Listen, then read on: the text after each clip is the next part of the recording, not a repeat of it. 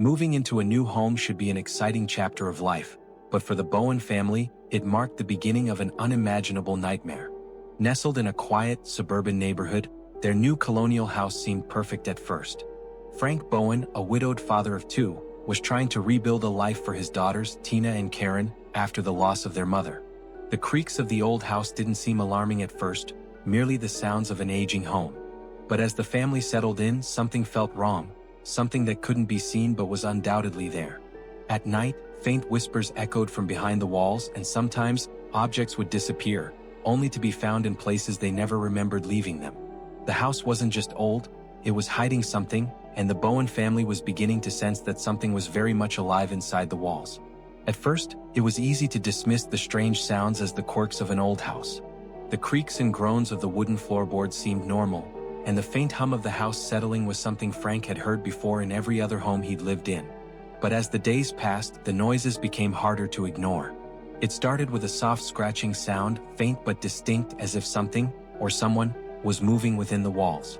Frank would hear it late at night, just after turning off the lights.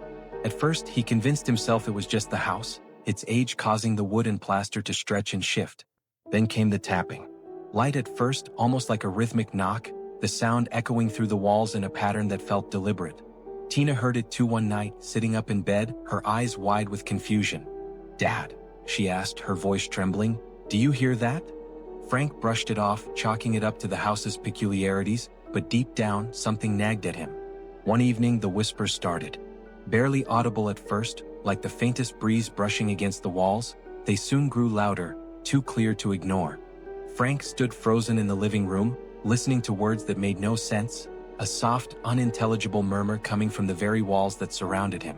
The house, once comforting and familiar, now felt like a stranger. The unease grew, but no one spoke of it aloud. There was no explanation for these sounds, no logical reason why they were happening, but deep down they all knew something was horribly, inexplicably wrong. It was a stormy night when the first true sign of something far darker began to unfold.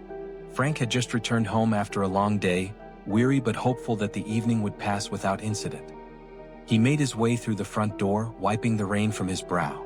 The air inside the house felt cold, much colder than usual despite the warmth of the fireplace. He glanced at the clock. It was nearly time for the girls to go to bed. But as he passed the living room, something caught his eye. At first, he thought it was nothing more than the wind blowing against the window, but then he saw it, a shadow creeping along the far corner of the room, stretching unnaturally. It flickered, like the light of a candle dancing in the wind. Frank froze, his breath catching in his chest. His gaze moved to the corner, but the shadow was gone, vanishing as quickly as it had appeared. His heart pounded in his chest. "Dad." Tina's voice broke through the silence, startling him. She stood in the doorway, her face pale, her eyes wide. "Did you see that?" Before he could respond, the furniture in the room, his favorite armchair, seemed to move, shifting several inches to the side, almost as if something had pushed it. The sound of the wood scraping against the floor echoed through the room. Frank's mind raced, trying to rationalize what he had just seen. But rationality had no place in this house. His stomach churned as a cold draft swept through the room, making him shiver despite his heavy coat. "Dad." The picture. It fell. Karen's voice trembled from the hallway. Frank turned toward her and followed her gaze. The old family portrait, which had been securely hung on the wall, now lay shattered on the floor. His legs moved on their own as he walked toward the broken glass, his pulse quickening. What was happening? The air felt heavier, thicker, as if the house was breathing around him. The lights flickered once more, dimming to a soft glow before coming back to life. And then the whispering returned. Louder this time. The sound wasn't just in his head, it was real. He could feel it, as if the walls themselves were alive, talking to him, beckoning him to listen. Frank rushed to the living room, trying to hold himself together. But when he stepped into the hallway, a cold, clammy hand brushed across his shoulder. He spun around, heart racing. No one was there. The house was silent again, but the damage had been done. Frank's mind couldn't process what had just occurred. This wasn't a series of coincidences. It wasn't the house settling. Something or someone was here with them. The following day, Frank couldn't shake the feeling that the house was no longer a sanctuary. It had become something else, something sinister. The events of the previous night left him disturbed, unsure of what to believe. Were they just figments of his imagination? Or was there something truly wrong with the house? He knew he had to find out, not just for his sake, but for Tina and Karen's safety as well. The first place Frank turned to was the local library, hoping to find some clue that would explain the strange occurrences. He spent hours combing through old town records, historical archives, and newspapers, searching for anything related to the house's history. The house was built in the early 1800s, and Frank discovered that it had been passed down through several generations. One particular entry caught his attention. A tragic fire had once ravaged the house, claiming the lives of the previous owners, the Carson family. However, there were no clear explanations for how the fire started. No one ever fully recovered from the shock of it, and the house remained abandoned for years afterward. But the mystery didn't end there. According to the records, there were whispers of strange happenings in the house long before the fire. Neighbors reported hearing screams late at night, and several claimed to have seen the house's windows glow with an eerie light, even though no one had lived there for years. Frank could no longer ignore the growing unease that had settled over the house. The nights were the worst. After his encounter with the whispers and the scratching, he began to question everything. Was this just a figment of his imagination, or was the house hiding something far darker?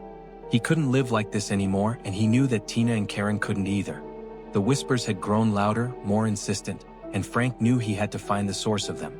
He couldn't let his family continue living in fear, trapped in a house that no longer felt like a home.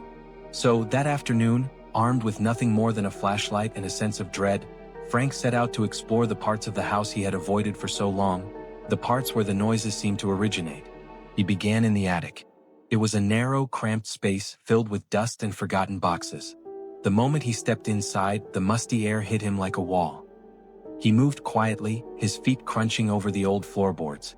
As he explored the attic, he found nothing out of the ordinary: old furniture draped in sheets, dusty boxes, and an old trunk that hadn't been opened in years. But as he moved to the far corner of the attic, he noticed something strange: a small, unmarked door tucked behind a stack of old crates. Curious, Frank approached the door. The faintest scraping sound came from behind it, and he froze for a moment. His heart hammered in his chest, but he forced himself to open it. Behind the door was a narrow crawl space, just large enough for someone to slip through if they were determined enough. The air inside was cold, almost unnervingly so, and Frank could smell something foul, like stale air and decay. He shone his flashlight into the space, but it seemed to stretch on into darkness. His pulse quickened. With no more hesitation, he crawled inside. It wasn't long before he found something: old personal belongings scattered haphazardly along the floor. A torn blanket, a few empty cans of food, and a stack of old photos. Frank's breath caught in his throat when he realized what the photos depicted. Faces he didn't recognize, strangers standing in front of the house, smiling eerily, as though posing for a picture that belonged to the house itself.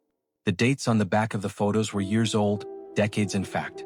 But there was something else: strange markings carved into the floorboards, twisted symbols Frank didn't understand. They looked ancient, like something out of a forgotten ritual, or worse, a warning. His flashlight flickered as he scanned the space further. In the far corner, half hidden behind the old insulation, Frank noticed a small wooden box, tucked under a pile of debris. He reached for it cautiously, his fingers trembling as he picked it up. The box was old, the wood cracked and weathered. It had no lock, but as Frank lifted the lid, a chill ran down his spine. Inside the box was a collection of small trinkets: a lock of hair, a piece of old fabric, and a note. The note, handwritten in faded ink, read, "Do not trust the walls. They are watching." Frank's heart sank. He stared at the note for what felt like an eternity, the words slowly sinking in. Everything he had experienced, the whispers, the scratching, the sense of being watched, was connected to this hidden space, this secret life that had once existed inside the walls. He sat there for a long time, staring at the box and its unsettling contents, the weight of the discovery pressing on him. The house had secrets, and they were far darker than he could have imagined. He had hoped for answers, but instead he found only more questions. As he crawled back out of the space, his flashlight flickering one last time, he couldn't shake the feeling that whatever had been living behind those walls was still there, waiting, watching. The horror that had begun as strange noises and fleeting shadows was now becoming something far more tangible and far more terrifying. Something was trapped in the house, and Frank knew deep down that it wasn't going to leave until it had claimed what it wanted. It had been a week since Frank discovered the hidden space behind the walls, and the house felt different now, alive in a way that it hadn't before. The walls seemed to pulse, like they were breathing with a life of their own. Tina and Karen were terrified, but they said little, sensing that Frank was on the edge of unraveling the truth. He had been researching the house's history obsessively, looking for any clue that might explain the unsettling events. But he found nothing. Whatever haunted this house was beyond any explanation he could imagine. That night, things escalated. The cold that Frank had felt before, an unnatural chill, was now more pronounced, like the house was sinking into an endless winter. He sat in the living room, staring at the shadows creeping along the walls, when he felt it again, the unmistakable presence, a sensation that had become all too familiar. The whispers had grown louder, and they now sounded like laughter, faint but unmistakable, echoing through the empty house. Suddenly, the temperature dropped. A gust of cold air swept through the room, making the hairs on Frank's neck stand up. His breath formed a cloud in front of him. He jumped to his feet, looking around in the darkness. It was almost as if the house itself had grown colder, feeding off his fear. The light overhead flickered, casting long, eerie shadows across the room. And then he saw it. From the corner of his eye, a dark figure emerged from the shadows, tall, with a shape that was impossible to define, as though it were made of the very darkness around it. It stood still for a moment and then it began to move. The air grew heavy, almost suffocating, as the figure drifted silently across the room. Frank's heart pounded in his chest. He froze, unable to tear his eyes away. The figure's form became clearer and Frank's stomach lurched. The figure was human, but its face was distorted. Hollow eyes, no mouth, and skin that seemed to be stretched thin across its bones. It was the same figure he had seen out of the corner of his eye countless times, only now it was no longer a shadow. It was real, standing before him in the center of the room. Frank backed away, but his legs felt heavy, as if the very air was weighing him down. "Who are you?" he whispered, his voice barely audible. The figure didn't answer, but as it moved closer, Frank felt a strange compulsion to kneel, as if the figure were forcing him to submit. He wanted to run, but he couldn't. The ghost reached out, its hand hovering just inches from his face, and Frank's breath caught in his throat. The room seemed to get even colder, and he felt the coldness pierce him like ice. His vision blurred, and he could hear whispers in his ear, a language he didn't recognize but somehow understood. The ghost was trying to communicate, but its message was cryptic, distorted. He could hear fragments: leave, trapped, help.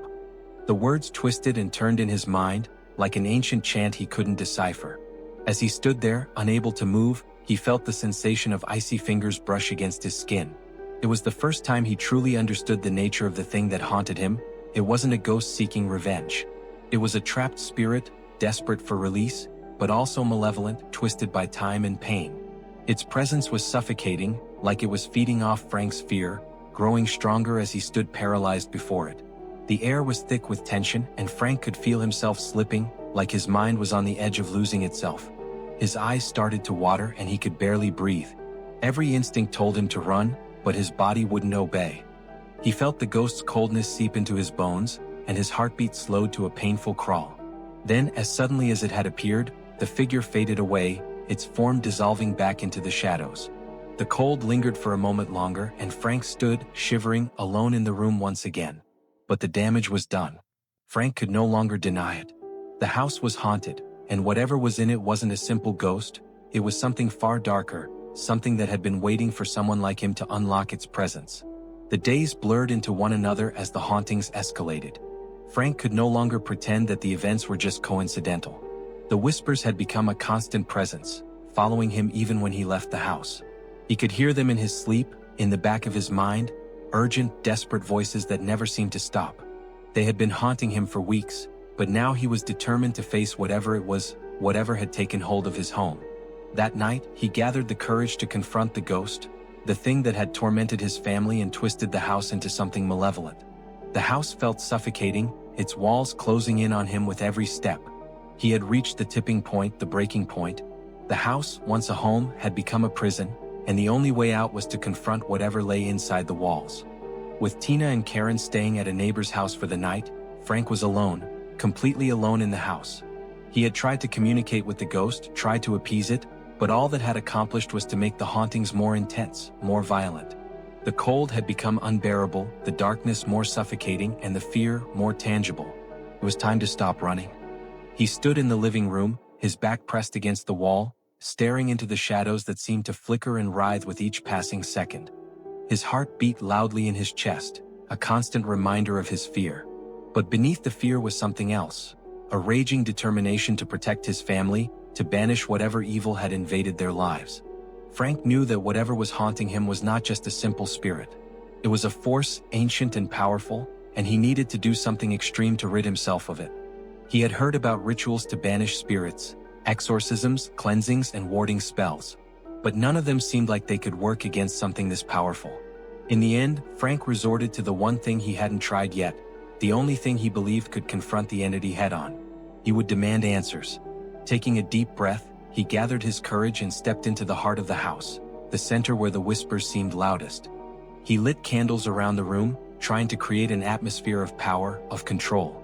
The flickering light did little to ease his growing terror, but it was the only tool he had left.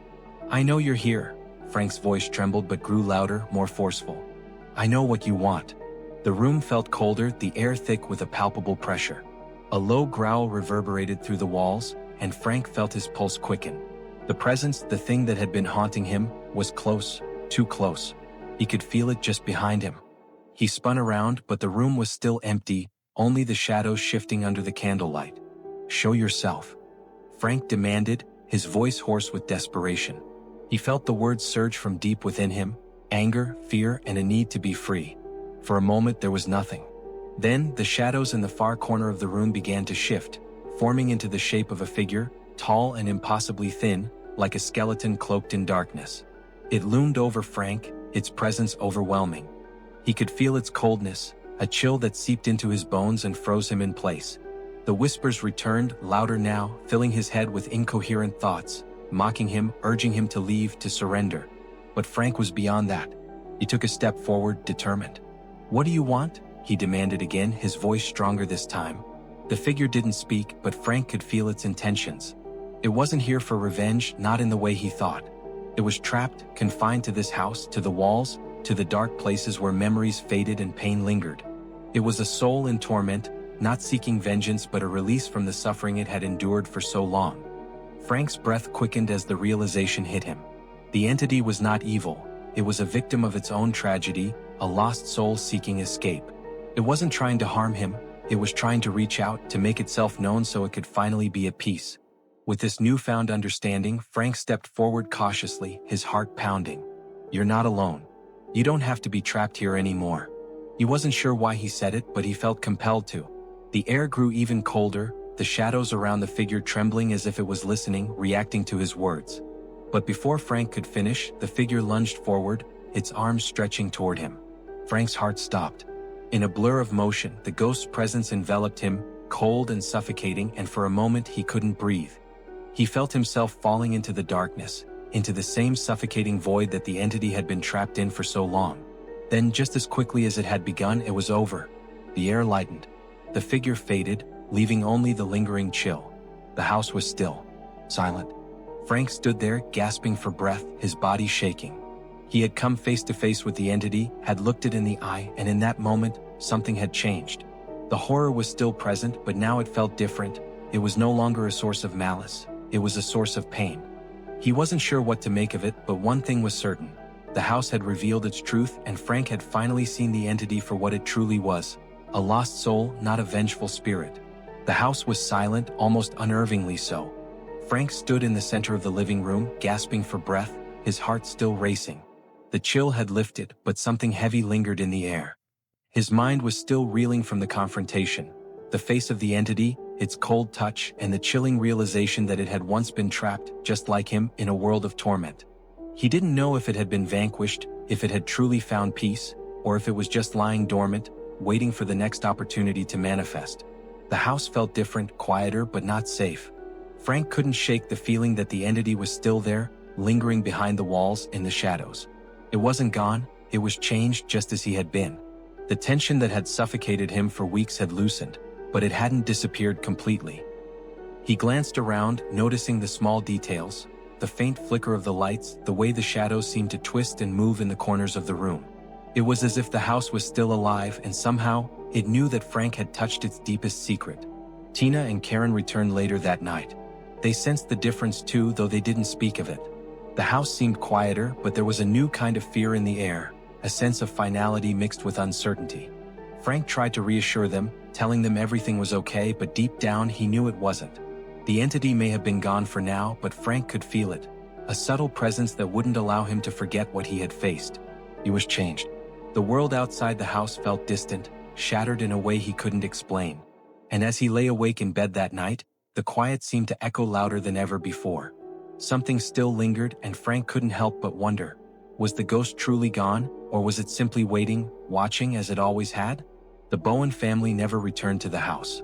Frank put it on the market shortly after that night, after the confrontation with the ghost. He couldn't bring himself to live there anymore, not with the memories of what had happened, not with the lingering dread that clung to every room, every shadow.